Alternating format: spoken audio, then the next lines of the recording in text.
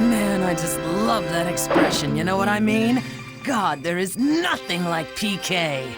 What the? Something is starting to...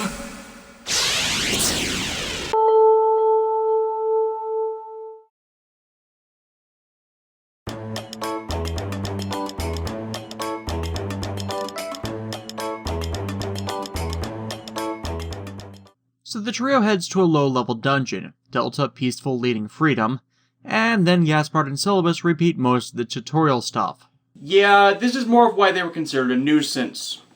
However... You can see Haseo getting more and more pissed off at them as he then demonstrates his mastery of each of the things they are trying to teach, reflective of the audience. It has purpose, Gaspard each time reinforcing his own viewpoint despite the evidence until they come across something he honestly has never experienced, the Awakening System. The Awakening System is a group attack that requires a full party to use, and, as we saw in the events of Roots, most of the time Haseo played the game, he's been effectively alone, so he hasn't had a chance to come across it as he's never been in a full party during battle, not even the Battle of Kashtabajar. As you fight enemies in the game, performing skill actions, Rengeki, and healing will raise the morale gauge at the top of the screen, and when full, you can access the Awakenings. Rebirth only has 2, Demon and Beast Awakenings. Both of them clock up the party, Beast Awakening allowing the quick, merciless chaining of physical skills, and Demon Awakening allowing for unlimited casting of magic attacks within a time limit. Rengeki is the use of Skill Trigger on a staggered enemy. While you can use Skill Trigger at any time, Rengeki is what is required to level up your weapon proficiency to unlock new skill attacks to use. Staggered enemies are indicated by them flashing purple and have a glowing ring along with the related sound effect. You don't need to do anything special to stagger an enemy, but Rengeki greatly increases the damage output of Skill Trigger. It doesn't really do anything else, but you kill things much faster, in a great way to finish things off, and you get something from doing it. Such as a bonus to experience gained in combat. Rengeki is more important for Haseo than the others, as they use their skills automatically unless you set their battle autonomy to not use them. And with how slow Adept Rogues level their weapon skills, you should not avoid a Rengeki when you can.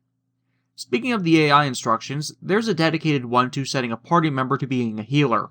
I usually do this to the magic users, as they have the most skill points to spend.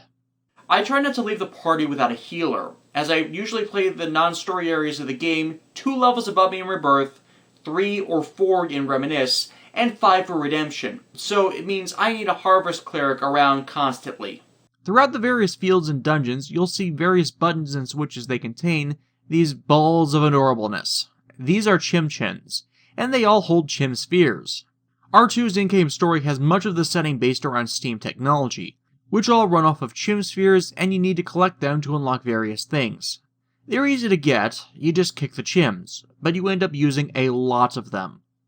One of the side quests allows you to collect over 1,000 Chim Spheres to get everything from the quest giver, and if you do everything in each game, you will end up collecting far more than the number in each part. And that is because of this guy, the Mecha Grunty. Mecha Grunty is related to another quest giver and crash lands on various fields. You're likely to encounter him in every one, and you need to feed him increasing numbers of Chim Spheres so he can continue flying off. Over the course of the game, you'll find him around 50 times. But you aren't giving it up for free, he'll hand over items in exchange. Some good, others you should just sell at the shop. You're still limited in the number of items you can hold, but it's doubled since the core games, along with being streamlined a bit. Equipment is down to weapons, armor, and accessory slots, instead of having a total of 5 different ones, and they all collect in their own inventory section, which has a full 30 slots. Normal items, however, are all mashed together in their own section, so you have to manage healing items, battle modifier items, stat books, spell scrolls, and weapon customization items. There really isn't treasure items in this game. However, item quality has 5 rankings to them. A rank 5 item usually indicates its extreme rarity, and sometimes usefulness. It varies from situation to situation. Rank 5 gear all have locked-in abilities, but in Rebirth's case, more than one in the slotting. Equipment can have up to 3 customization slots, but Rebirth is limited to 1 slot on most of the gear you get that can be customized, though it expands in the following 2. Haseo is fortunate that he's an adept rogue. able to wear the strongest armor, which gives him the best defenses, as opposed to Kite, who got stuck with medium armor. But you'll still be shuffling the collection of 3 types of armor in duplicate. You can also encounter lucky animals in the field, which, once you kick them, will give up a boost for the party, either limited to the field, an increase in money, or a cache of items. The best lucky animal, in my opinion, is Sleipnir. As well active, he can be summoned at the beginning of battle to cut enemies' health in half. Combine that with a Smokescream item, and you can leave battle, start it again, and have Sleipnir cut their health in half again. This strategy will be important later. Anyways, with the brief tutorial done, the trio heads for the beast statue and the area's main treasure chest. While the equipment found in these usually has something special as compared to the rest of the field, it's also an obvious ambush location for PKs, as we saw in the opening. And oh look, here once more is Kestrel's own team only one target, the sensual Bordeaux, the silent strongman Grain, and the rather incompetent twin blade Nekimaru. Kestrel is a guild that is made up of lovers of battle, and thus possesses a large number of player killers in its ranks. They caught sight of Haseo and wanted payback for the other day. This helps break Gaspard out of his delusions concerning Haseo as he's PK'd, Haseo locking up, feeling something growing within him. However,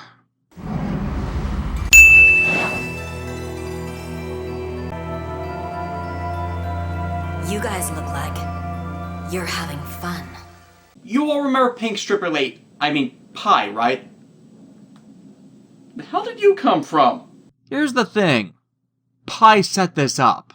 Bordeaux got an anonymous email tipping her team off to this rogue being Haseo, all to get him into a position of weakness. You remember how she treated Kuhn, lying to him to get him to capitulate and away from Kennard? Well, she's doing it again, using misinformation and manipulating situations to her own ends when she has long had other options. Yada has pretty much given her pre-control in operation while he does data analysis. We saw this with Saburo, and it holds quite a bit into the games. She did this to try and endear Haseo to her, and then completely screws it up by insulting him, which pretty much sets off a revitalization of the conflict the two had back when she was Ender. The phrasing she uses to refer to other people: little boy, little girl, unruly child. Haseo on a subconscious level recognizes it and lashes out, for the same person that harassed him for months without reason is behind it. While her motivation is different than what was depicted in Roots, which colors her actions, that she actually thinks things are a danger instead of being able to lord her power and privilege, that no less makes many of her actions come back to bite her. While she chases off Team Only One Target, she also leaves behind a warning, the one she gave Kuhn, that Haseo's character is dangerous. Syllabus and Gaspard finally listen to Haseo's full situation and why his character got reset, and that he has a lot of enemies after him. But we see what inevitably redeems the pair for many. Even though they just met, they aren't going to leave him to face it alone, and will help how they can. As they head back to town, the subject of Moontree is broached, that they may be able to help keep the PKs off his back while he re-levels. Oh, them. You want me to beg those hard-headed dorks to protect me? Forget about it. I'd rather be PK'd than be protected by all those lecturing loudmouths. Seriously, who makes a charity group in a game? Standing right behind me, isn't she? Adley overreacts to that, having only seen the good Moontree tries to do, and proceeds to do exactly what he criticized them of doing, lecturing to others without reason, revealing their mandate is to protect people who just want to have fun. But everyone likes to make fun of us, saying we're just some charity group or some cult. We just want to improve, together with everyone else. We're not here to lecture anyone. Do you get it? Do you understand? Do you, Haseo? Which really isn't that different from what Haseo has done as a PKK, but he's proactive about it and far less preachy. Hell, if that is the big deal, maybe they could make a petition to suggest, I don't know, CC Corp should add a freaking PvP toggle to the game! But to make sure Haseo learns the truth of Moontree, she hands over her member address, adding the only Harvest Cleric we will be getting for the story's events. Because she really does believe that being able to understand one another will allow everyone to come together. Remember this. Still, this is as assertive as we see her for quite some time. Mainly as she's standing up for others. Hey, Yes? So, how did you even recognize me anyway? I mean, I don't look anything like I used to before. Well, I guess it's because you're still you. And only from one encounter as well. Even though she's got the same face and everything, she's definitely not Shino. This will be a subplot we'll be getting back to. Log out, and the mail will begin the updates for level-specific events and affection raising. Yeah, this game has party affection as well. It does increase the morale gauge and quality ratings for the party's AI. But you'd also check bios for the party we have the member addresses to, and the current affection ratings, which, like last time, can be raised by keeping them in the party with you and giving them gifts. You can also send them greeting cards to open up new dialogues and email chains, depending on their content and affection ratings. Like last time, the longer they go, the more you learn about them, and the more the affection levels up, which gives major, and I do mean major payoffs at the end of the games. Something I skipped over but should mention, if you've played and completed the games before, you have the option to have Haseo's character level boosted at the beginning of Rebirth and Reminisce to 30 and 70 respectively. It encourages replaying the story by reducing the amount you have to level grind. However, no one else's level is raised. It doesn't increase your weapon skill level, so you lose time trying to do those, while you level everyone else up, and also cuts down on those affection ratings as you spend less time with them. I love the idea, guys, and I've used it in the past. It just screws with the flow of the game for me to do it. Anyways, Syllabus lets us know that the quest shop is open, and one for a hunt for the Chim Crown has been made available. Another way we show Roots is ineptitude. Quests have been a part of the game system since its launch. Hell, quests and events were part of R1 as well, but were mainly suspended during Kite's tenure due to all of the system abnormalities.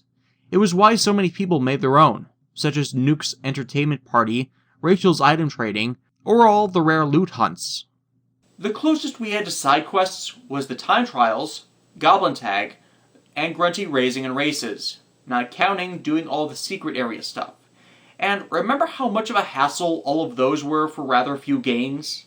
These, however, define the goal directly, as you have to track something down or do something to complete it. They have a story to them within the framework of the game itself. Periodically, the storyline will stall if you don't do these, which I'm really confounded why you wouldn't. The quests give up stat enhancement items. Why would you not want those? Anyways, this is where we meet the Vital Vistas, one of the game's actual NPCs, and not the player NPCs, who all act out this stuff, this one wanting us to find the King Chim Chim, and claim from him the Chim Crown for his research. This is also the one you need to collect a whole lot of Chim for, in exchange for items such as spell scrolls and the like. So most of the side quests open up another side quest which measures the amounts that you do stuff in the game, which you will do most of the time regardless, so there's really not a point in not doing them. Which begs the question, why do they never do any of them in Roots? How hard would that have been to make a story out of? Seriously, I'm still pissed off at Roots due to how much was wasted. Adelie invites Haseo to a field, Delta Submissive Tragedies 1,000 Oaks. If you know the series, you understand the symbolism. The intent being to get to know Haseo better. This is one of my very favorite areas. The moon tonight looks even prettier than usual. So they head to the beast statue, Adelie trying to praise the virtues of Moon Tree. With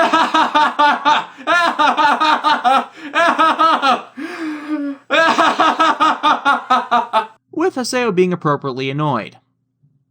However, as they get the treasure, Adelie hears something coming from around back. See, she has sensitive hearing, and that's been carried over to the game. And they find a triage sign. Haseo is appropriately cautious, but before they can react, it warps them away to a lost ground, Indigo Lu. And it has an infection. I mentioned at the beginning of the Roots reviews that the black box AI creation files had been corrupted, now creating system glitches in an attempt to continue their programming. Well, one of them actually birthed something. The Artificial Intelligence Data Anomaly. They called it IDA.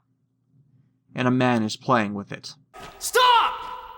The IDA surges forth, attacking Adelie, only to be stopped by a familiar man. I guess it's time. Specifically, it's morphin' time! Magus!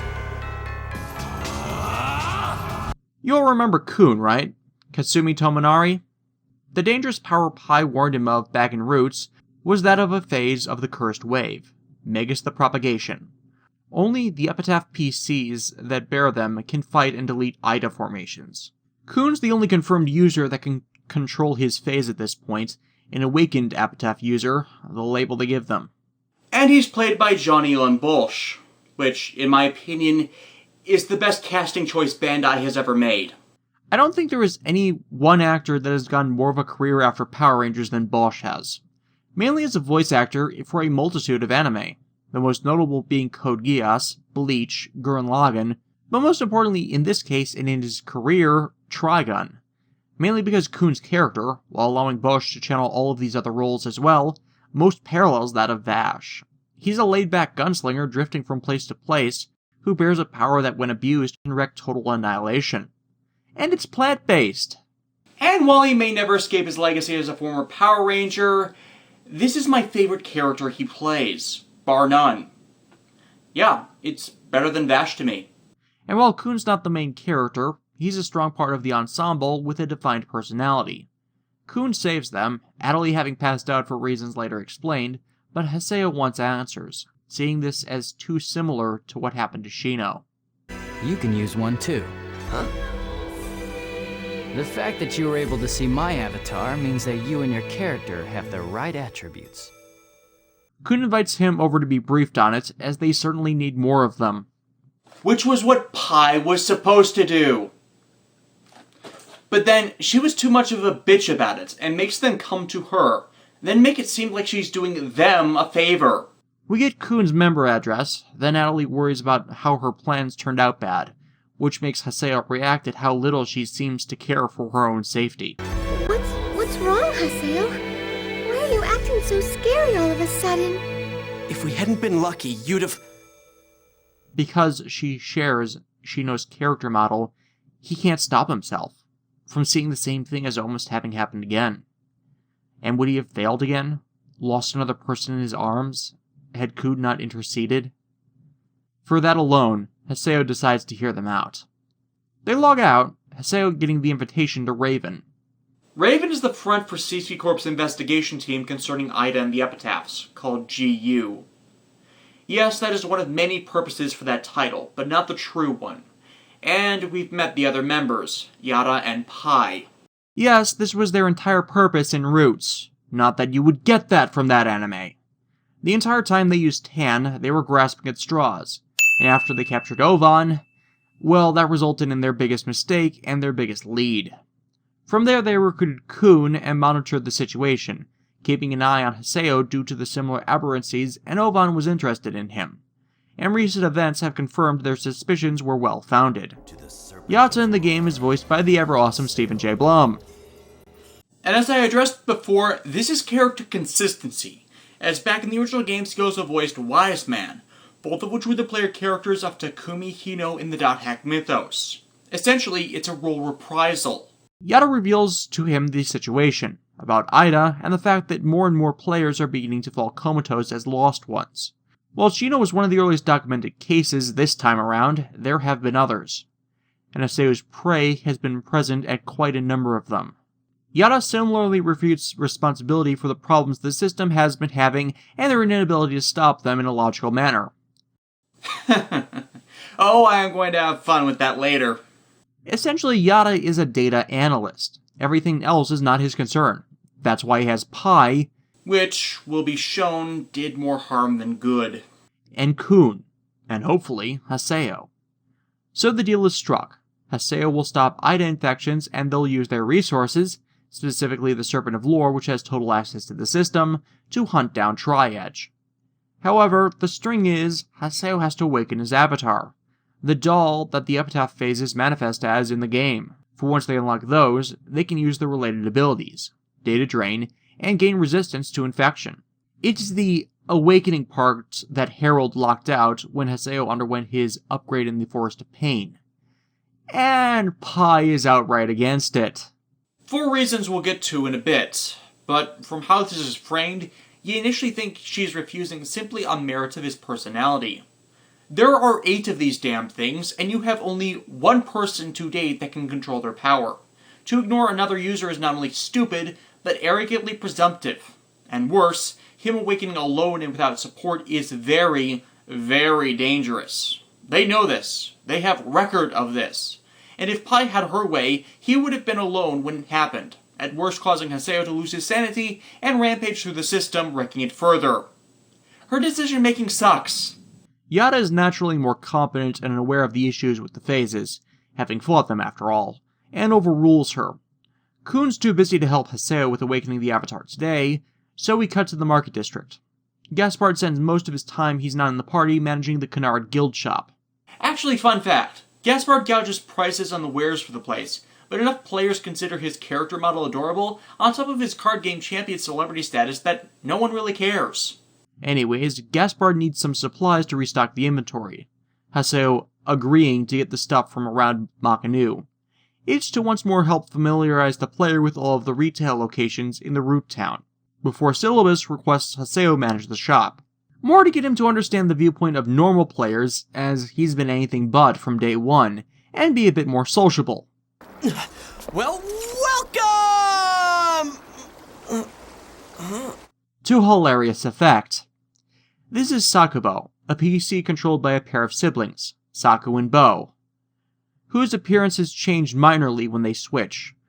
Bo's in control right now, and he's a gentle, passive individual, while Saku is a complete and utter brat.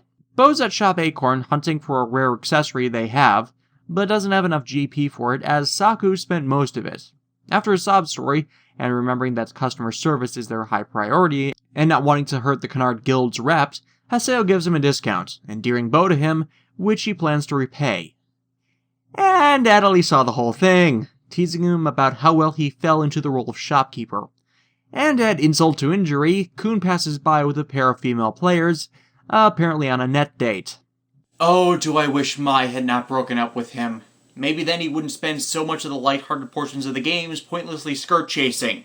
Yeah, Mai Minase, the protagonist of Liminality, broke up with him sometime prior to GU's events, because he was listless and immature, drifting through life and not growing as a person, especially after what she and the others went through to get him back. Later on, we learned that messing up that relationship was his biggest regret, that though he flirts a lot, in reality it's to try and hide and fill that lingering emptiness. You see what I mean about multifacetedness? Granted, I would have liked to have had Mai back, potentially as another player, but in the end, this was good character development for him. Though considering the number of players using opposite-gendered characters, I wonder how many times he's fallen into the trap. Haseo is understandably not happy, and is compounded by Syllabus and Gaspard being ecstatic to see him. Because, as shown in Roots, he is their former guildmaster, the pair relating why they're so devoted to the guy, which could have been shown in Roots, even though he left them. It's inevitably part of the curse of the propagation, always doomed to start but never finish what you set out to do. If we hadn't come across Tri-Edge, would I be laughing and enjoying this game like these guys are right now? But, since Haseo's been doing stuff for them, Syllabus and Gaspard offer Haseo the guildmaster position of Canard, as neither of them are right for the job. This is followed up on later, as Kun's finally free to give Haseo some avatar training at Delta Great Cursed In-Laws.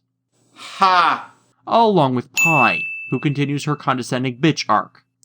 And they brief him on more details on how the phases have integrated themselves into the PC data of the Epitaph users, at least as far as they've determined from testing with Magus.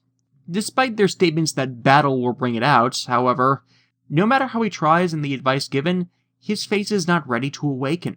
The reason is, their awakening conditions are related to extreme emotional stress, relating to the thematic of said phase. It's another reason why I find Roots insulting. Haseo, while angry and prone to snapping at people, is actually rather mellow. If he really was as volatile as we could see him in Roots, even before Harold screwed with him, it would have awakened. And despite having on record the incident and its triggers, they're trying something intentionally different with Haseo, speaking in abstracts and not the emotion, effectively setting him up to fail, which Pai rails him on. It's likely this was also part of her machinations, as while Kun is the only active user that's in control, there is another they could have easily correlated the awakenings of, but that one can't currently be controlled. And of course she sets Haseo off. Yeah, regularly insulting someone does not build a good team dynamic. As they head back, however, we get a bit of a reason why Pai is so hostile. She hates that the phases even exist, for reasons we'll get into, and is likely superimposing that hate onto someone that desires that power to use it. She thinks he's being irresponsible. As despite knowing the reason why he's doing this, she's been stalking him long enough to know, she doesn't understand his motivations. She hasn't from day one. She's not entirely wrong. Once he gets it, he will use it, because it's the only way he seems to have now. You seem to know me well. Well, of course I do. It comes natural to me, don't you see? You and I are very much alike. No, you're really not. Anyways, Haseo's acceptance as Guildmaster of Canard has gone through. However, for it to be made official, he has to pass a test from the guild manager. The guild managers are the grunties. This is why one was running around at Twilight Brigades at home. Each of them takes on characteristics of the Guildmaster, which is why Death Grunty has Haseo's hairstyle. Not so much their personality, however, as Death Grunty is a douchebag, denying that anyone but him will ever be in charge of the guild, and regularly serves to piss Haseo off. Syllabus tells us later that that hasn't changed from when Kun or him were in charge, so personalities are likely randomly assigned. Anyways, Death's trial to take the position is to acquire the treasures of the Grunty tribe, which are held by Wise, Gao, and Mellow Grunties, who are all around Makanu. Completing the quest gives us a few invaluable rewards, however: item storage, the steam bike, which replaces the Grunty mods for faster transport through areas, alchemy, which allows you to fuse up to 6 of the same common weapon for damage bonuses, which I highly recommend doing. That damage bonus adds up, at times surpassing that of the rank 5 equipment early on in each volume. And lastly, the Ryu book, which, like last time, records your overall completion of the game. The Ryu books in these games give up wallpapers and greeting cards as intermediary rewards, but the big things occur when you max out each of their levels. For as the Ryu books are completed, the guild ranks up, which expands the item storage and allows for accessing special things at the area waypoints. As you'll be collecting it all anyways by simply playing the game, there's really no reason not to fill out the books. And of course, since you're part of the guild, you can sell items through Shop Acorn to the other players. And since Gaspard gouges the shop prices, you'll be getting back more game cash than you would just selling it to the NPCs. So get selling, assholes, cause weapon alchemy is expensive!